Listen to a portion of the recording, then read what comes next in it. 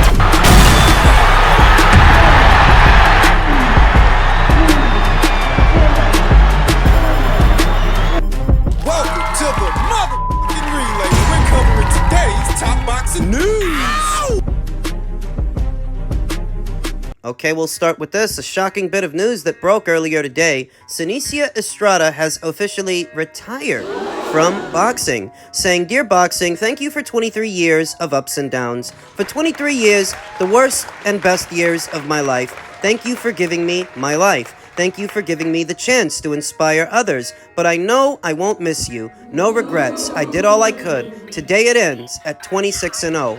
I thank my fans, friends, and family, my promoter, Bob Arum, Top Rank. Thank you for the opportunity to accomplish my goals and treating me with class. Most of all, my team. We did everything we imagined I would do and more as a woman in a male-dominated sport. It's been one wild ride. Thank you for standing by me. I hope that my style of fighting is one that people will remember forever. Only God knows how long I've been contemplating this decision, physically and mentally. I can't continue anymore. I thank God for helping me feel at peace, peace in my heart, and peace in my soul. I feel happy to continue life without boxing after 23 years of constant dedication. I know that I am more than an athlete. I know that Seniesa is a name people will continue to hear about. I know that I will shine bright at whatever I choose to do next. With love forever, Superbad."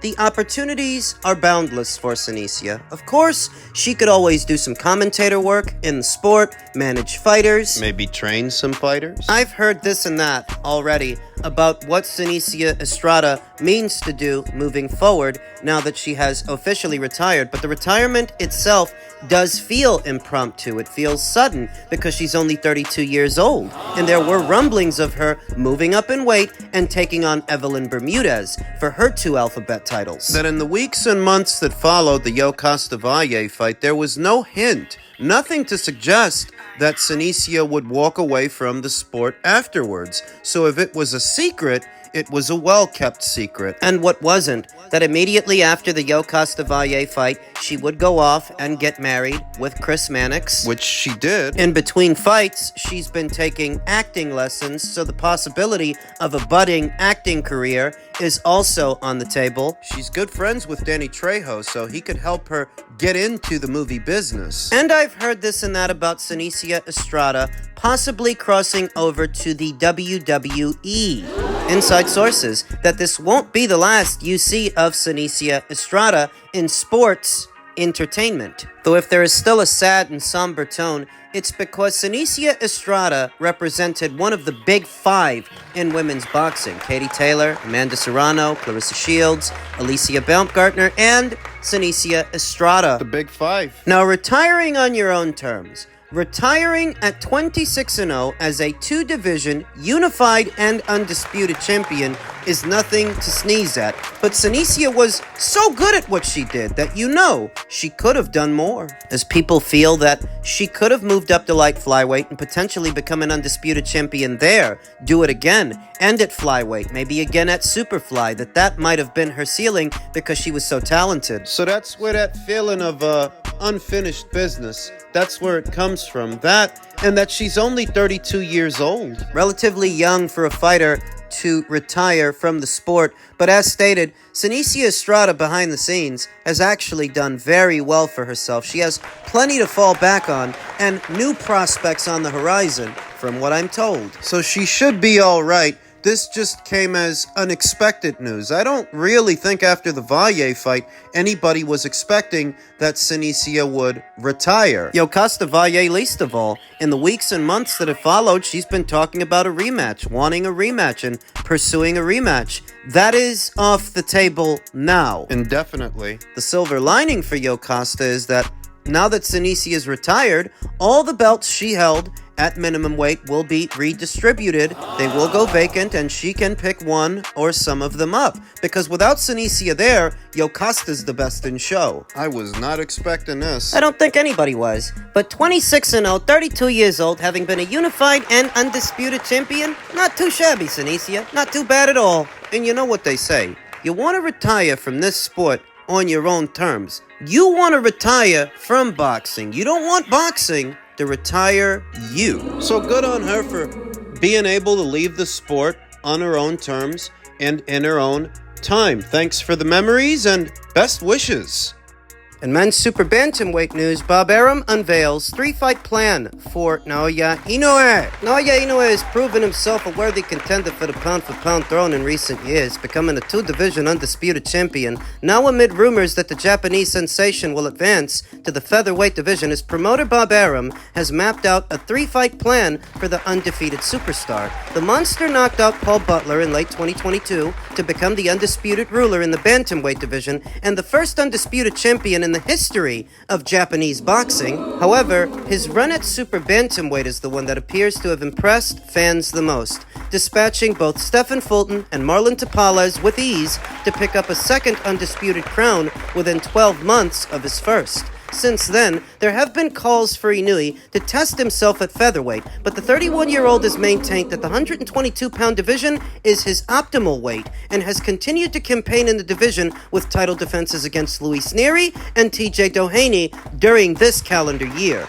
A press conference is set to take place tomorrow to confirm that Inoue will be fighting undefeated Australian and current IBF mandatory challenger Sam Goodman on December 24th. Although whispers of a potential all-Japanese showdown with bantamweight poster boy Junto Nakatani 2025 are what fans are most excited about, speaking with Boxing News, legendary promoter Bob Arum admitted that he is working on a clash between Inoue and Nakatani before revealing it would take place in 3 fights' time, meaning Inoue's move to featherweight is unlikely to happen next year. So they've come to their senses. That there's no need for Inoue to rush to the featherweight division, as no one there represents a greater financial value than a Junto Nakatani fight. And that fight wouldn't require Inoue to go anywhere to move up to anyone's division. We've seen a good number of the featherweight champions mention fighting Inoue, like Angelo Leo, Rafael Espinoza, Nick Ball. They've all expressed an interest in facing him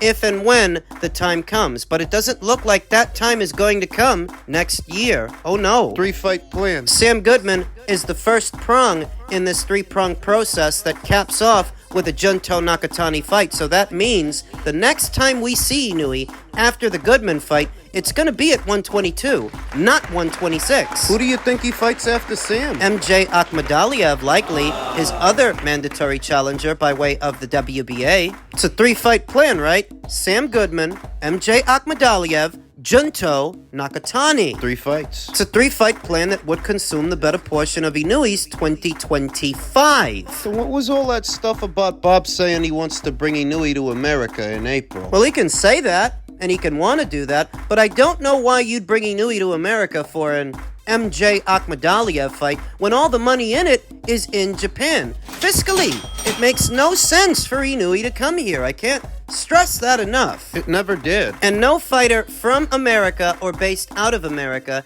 has made themselves a big enough financial incentive that Inoue should leave his adoring public to come fight here. And this is why I stress that unification matches need to happen in the featherweight division. There are 4 champions there, and there's no excuse for them not to fight each other. Inoue's not moving up. He's not about to move up. So you guys need to get busy. You ain't worth no money by yourselves. The only reason you're mentioning Inoue is because you know he is worth some money. He's worth something, but you're not. You need to make yourselves worth his while. We're working on it.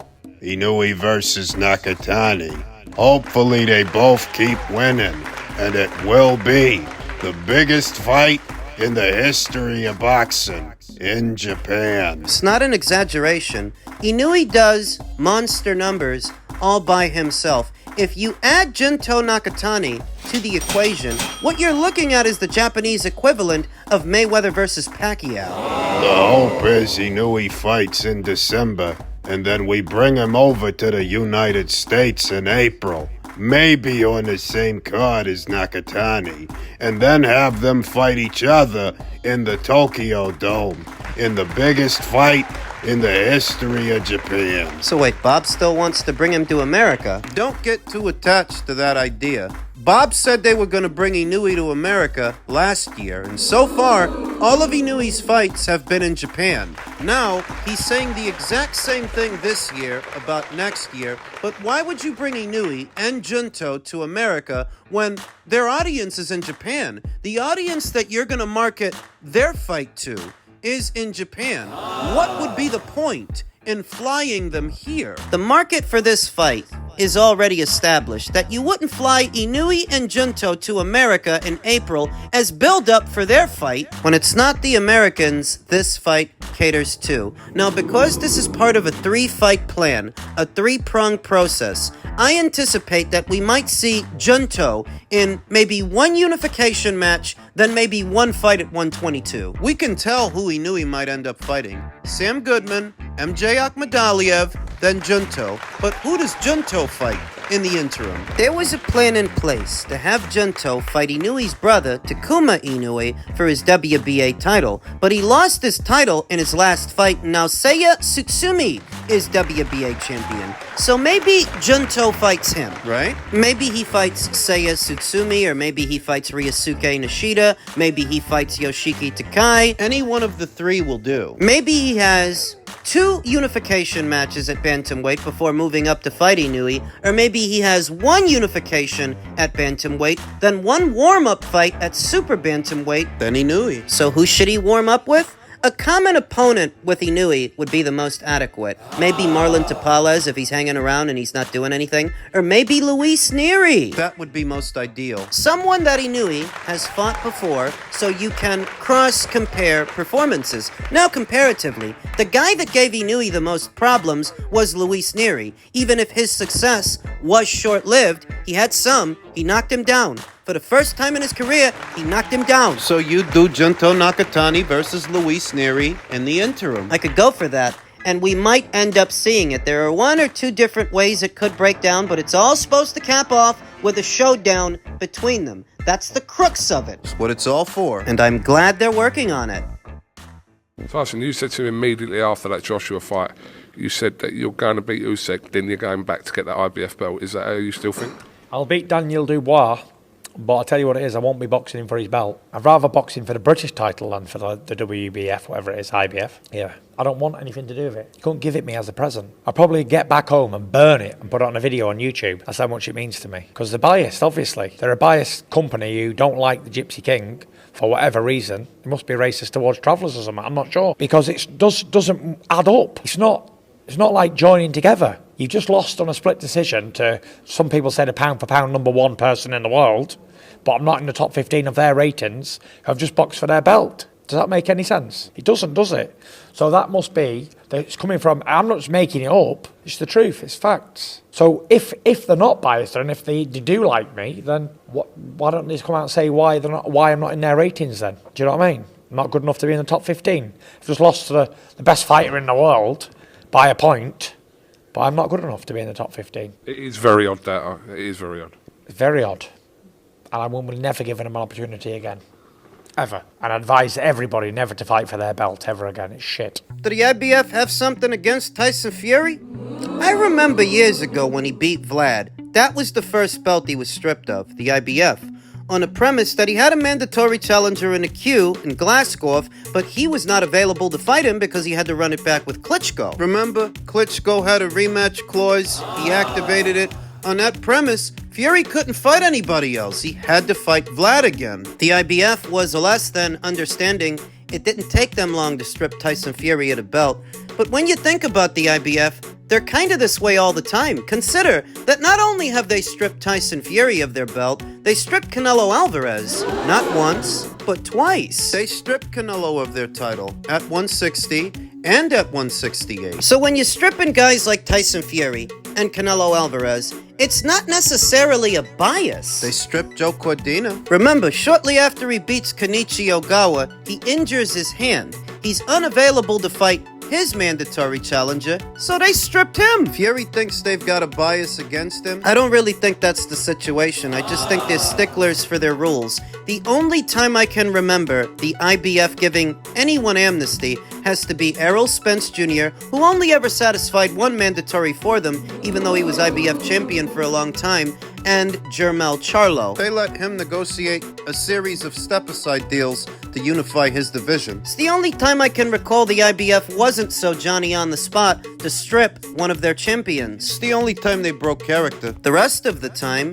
they do to their champions what they did to Fury, what they did to Canelo, what they did to Joe Cordina, Josh Taylor. Jai Opataya. Remember, they stripped Opataya of the IBF title because they wanted him to fight Mayris Briedis. The kicker is, Jai and Mayris Briedis reached an agreement to delay their fight. In spite of that, the IBF still stripped him. Knowing that him and Mayris Briedis made an agreement. This is how they are most of the time. So where Tyson Fury might feel that they have a bias against him because now they don't rank him. He's not even ranked in their top 15. Well, don't you have to pay a sanctioning fee for a rank? As far as I know, you do. So if the name of Tyson Fury doesn't appear anywhere in the IBF's rank standings, it could be because nobody paid the sanctioning fee for it. So why would his name be there? It wouldn't. I don't think they're pigeonholing him. That's just the way they are. The IBF are a lot more rigid and less negotiable than the other three sanctioning bodies. That's why I think some fighters don't go the IBF route. Because they know the IBF is so rigid. They know they're very Johnny on the spot when it comes to their mandatories, and they won't hesitate to strip you for non-compliance because they know about the second day weigh-in, the 10-pound rehydration cap. They don't want to deal with that either. The other three sanctioning bodies aren't quite like this. No, the WBC and the WBA are a lot more lenient and a lot more freewheeling. WBO's a bit more rigid, but not quite as rigid as the IBF, and it's for this reason they have that reputation. And that reputation, that's why some guys choose not to go that route. I see boxing fans often ask, how come the IBF never ranks recognizable fighters and known names, known fighters? I think it's because those known fighters don't want to be ranked by the IBF. They don't want to be bogged down by mandatories, and they don't want to be subject to that 10-pound rehydration cap. The long and the short of it is Tyson Fury feels he's being castigated, alienated, ostracized by the IBF. But I don't think that's the case. Maybe they are a bunch of annoying assholes. Maybe. But that's how they are with almost everybody. Not just you, other fighters too.